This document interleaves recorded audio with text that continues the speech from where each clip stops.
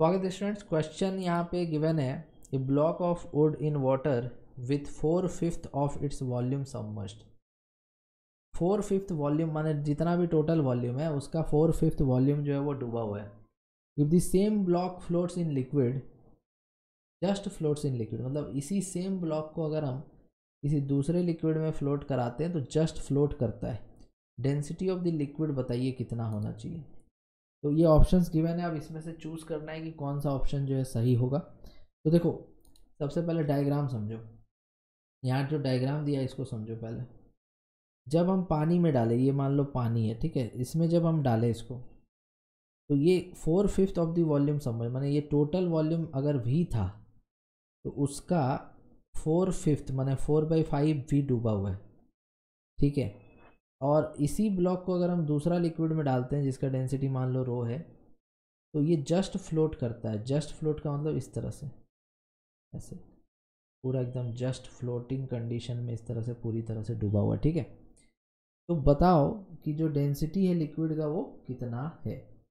तो बेसिक काम तो यहाँ पे ये रहेगा कि इधर में जो वेट लगेगा वो अपथ्रस्ट से बैलेंस करेंगे, और यहाँ पर भी जो वेट लगेगा उसको भी अपथ्रस्ट से बैलेंस किया जाएगा।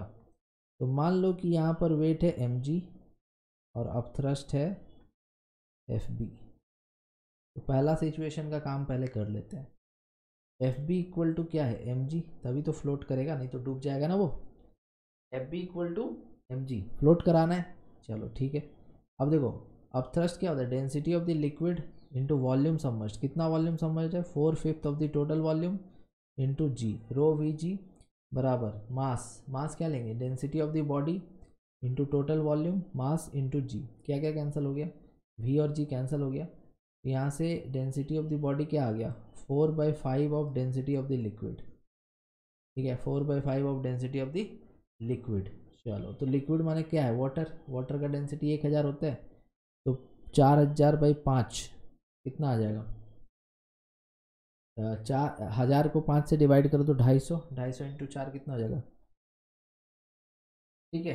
तो ये सॉल्व कर देते हैं, 4 इंटू 1000/5, 5 इंटू 2 200, 800।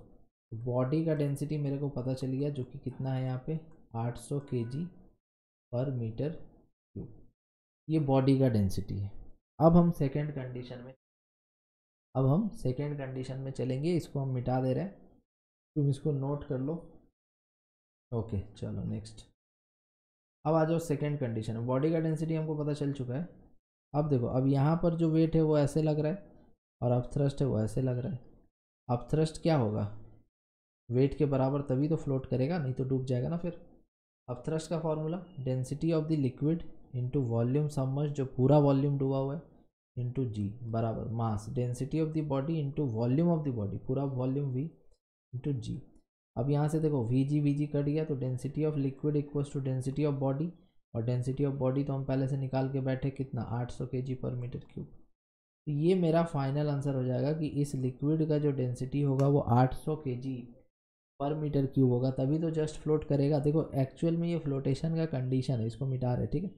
एक्चुअल में ये फ्लोटेशन का कंडीशन ही है। फ्लोटेशन का कंडीशन में हम तुमको पढ़ाए थे कि अगर density of liquid is greater than density of body तो ये कंडीशन होगा, अगर density of liquid is equal to density of body तो ये कंडीशन होगा। और एक कंडीशन हम पढ़ाए थे कि अगर density of liquid is less than density of body ये कंडीशन होगा, डूब जाएगा। ये हम पढ़ाए थे तुमको पहले, ओके। तो आई होप ये क्वेश्चन तुमको क्लियर हो गया होगा। ऑप्शन नंबर इसका डी वाला सही हो जाएगा, ओके।